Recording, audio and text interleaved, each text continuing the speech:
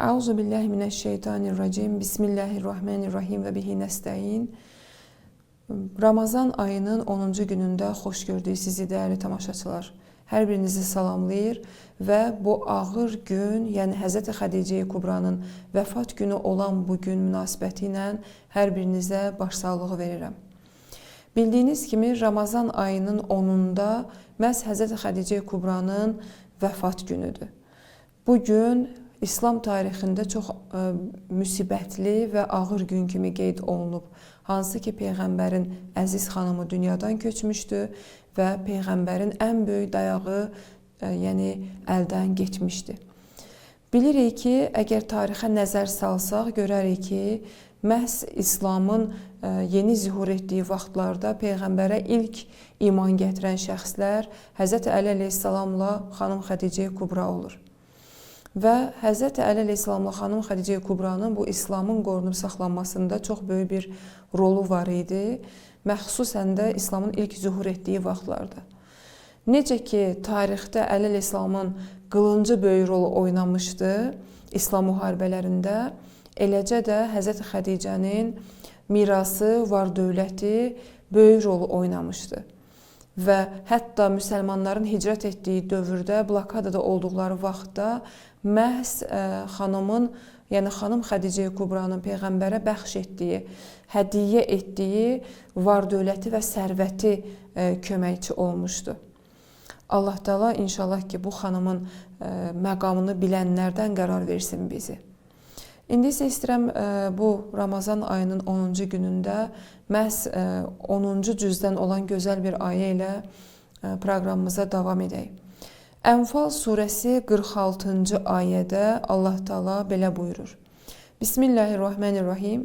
Və la tanza'u fatafshalu və təhəzhəbə rihukum. Və bir-birinizlə çəkişməyin və mübahisə etməyin ki, süsləşərək qorxaqlaşar və ağalıq və hökmranlığınız aradan gedər. Bu ayədə çox gözəl nöqtələr vurğulanıbdır, məxsusən də İslam ümməti üçün. Məhz bir-biri ilə ixtilaf və mübahisələrə gətirib çıxardır. Yəni, Allah Teala əmr eləyir ki, bir-birinizlə çəkişməyin və mübahisə etməyin. Hansı ki, bu çəkişmə və mübahisənin nəticəsi nə ola bilər? Sizin süsləşərək qorxaqlaşmanıza və ağalığı və hökmranlıqdan, yəni qüdrətdən düşməyinizə səbəb olar. Sizin hökmranlığınızı aradan aparar. Allahın istəyi budur ki, biz bir-birimizin abır-həyasının qoruyucusu olaq. Allahın istəyi budur ki, bir-birimizin arxasında olaq, nəinki bir-birimizin qarşısında duraq. Yəni, sanki Allah Teala İslam ümmətinə, yəni müsəlmanlara müraciət edərək deyir ki, məxsusən də müharibə dövründə və müharibə dedikdə sadəcə silahlı müharibədən getmir söhbət. Hazırda, hətta dünyada silahlı müharibədən çox virtual müharibələr gedir. Yəni, qələm vasitəsilə və sosial şəbəkələr vasitəsilə müharibələr baş verir. Yəni, hansısa bir İslam ümmətinin böyük şəxsiyyətlərini qaralamaq, onları nüfuzdan salmaq, onların şəxsiyyətini terror etmək, bu şeylər səbəb olur ki, düşmən müqabilində sanki İslam ümməti zəifləsin. Məhz Allah Teala da bu məsələyə işarə edir ki, müharibə zamanında çalışın ki, bir-birinizlə çəkişməyin, mübahisələr etməyin, ixtilaf yaranmasın. Bu səbəb olar ki, siz süsləşərsiniz və qorxaq olarsınız və ağalıq və hökmranlıqdan düşərsiniz. Yəni, zəifləməyə işarə edir. Biz müsəlman ümmətinin böyük bir iradı var ki, bu irad səbəb olur ki, düşmən hər zaman qələbə çalsın. Nədir bu böyük irad?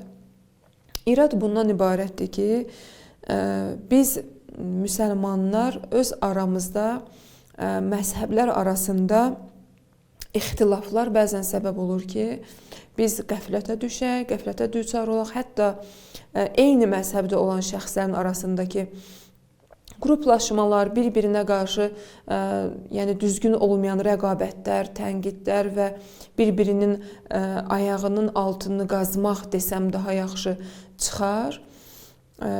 Bu kimi işlər səbəb olur ki, insanlar zəifləsin İslam ümmətində, müsəlmanlar zəifləsin və əsas düşməndən qəflətə düşürük və əsas düşmənə nisbətdə mübarizə aparmırıq. Allah bu ayədə deyir ki, həmişə, xüsusilə də müharibə zamanı təkidlə mübahisədən, ixtilafdan çəkinin, ta ki zəifləməyəsiz, ta ki qüdrətdə qalasınız. Bəs deməli, bugün məxsusən də sosial mediada, sosial şəbəkələrdə baş verən hadisələr, bir-birini zəiflətmələr, bunlar səbəb olur ki, düşmən öz planlarında, proqramlarında müvəffəq olsun. Bizi Allah dəvət edir ki, bu işdən çəkinək. Yəni, bir-birimizə narahatçılıq törətməkdən, bir-birimizə zərbə vurmaqdan çəkinək. Və əməl üçün isə hansı nöqtələrə diqqət yetirməliyik, hansı işləri görməliyik? Məsələn, iş yeri, ailə və yaxud müxtəlif məkanlarda ki, müsəlmanların çoxluq təşkil elədiyi cəmiyyətdir, bir-birimizin ayağını çəkməyək, bir-birimizin quyusunu qazmayaq, ixtilaflar baş verdiyi zaman məsələlərin həllinə çalışaq. Nəinki hansısa bir iradı qarşı tərəfə deyəndə tez onun şəxsiyyətini məhv eləməyə çalışsın, aradan qaldırmağa çalışsın. Həqiqətdə baxırsan ki, bəzən qruplar arasında, insanlar, müsəlmanlar arasında bir məsələnin həll yolunu tapmaqdansa bir-birini aradan aparmağa çalışırlar və yaxud bir-birini məhv etməyə, zəiflətməyə çalışırlar. Bu, İslam ümmətinə xələl gətirər. Bəzən biz elə bilirik ki, düşmən sadəcə əlində silahla bizə yaxınlaşan şəxslərdir. Amma bu belə deyil. Həqiqətdə bugün virtual aləmdə daha çox biz düşmənin mübarizəsini və müvəffəqiyyətini görə bilərik. Nəyə görə? Çünki bu sahədə biz tez aldanırıq, tez inanırıq və tez qəzavətlərə düçar oluruq. O yüzden də biz bu şeylərə diqqət yetirməliyik. İkinci nöqtə budur ki, dəyişmə olsa, ixtilaf olsa, bir-birimizlə yəni aramızda hansısa mübahisələr düşsə, tələsik qərar verməyək və səbr edək, ən azı qısa bir müddət səbr edək, dərindən nəfəs alaq və yaxşı uyğunlaşan sözlərdən istifadə edək.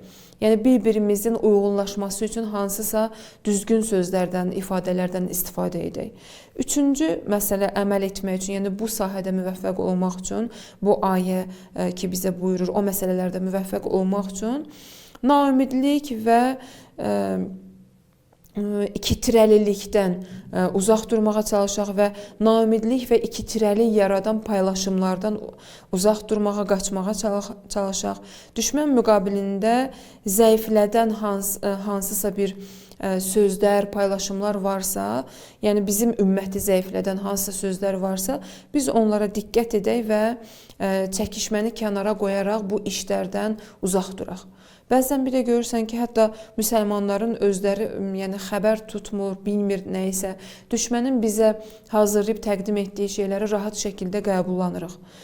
Amma Quran bizi dəvət edir ki, naümid olmayaq bu sahədə və ikitirəlik yaratmayaq, bir-birimizə arxadayaq olaq, dəstək olaq, düşmən müqabilində zəiflədən hansısa paylaşımları, hansısa proqramları, yəni belə deyim ki, aradan qaldırmağa çalışaq, nəinki onları daha da inkişaf etdirək.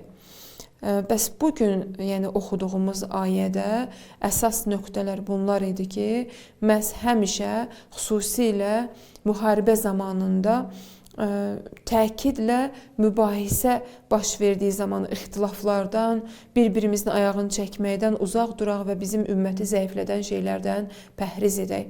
Və əməl etmək üçün də bir çox nöqtələr qeyd etdik ki, onlara əməl edək ki, bu sahədə sabit qədəm olaq və müvəffəq olaq. Bugünlük sizə Allaha əmanət edirəm və əssalamu aleykum və rəhmətullahi və bərəkətuhu.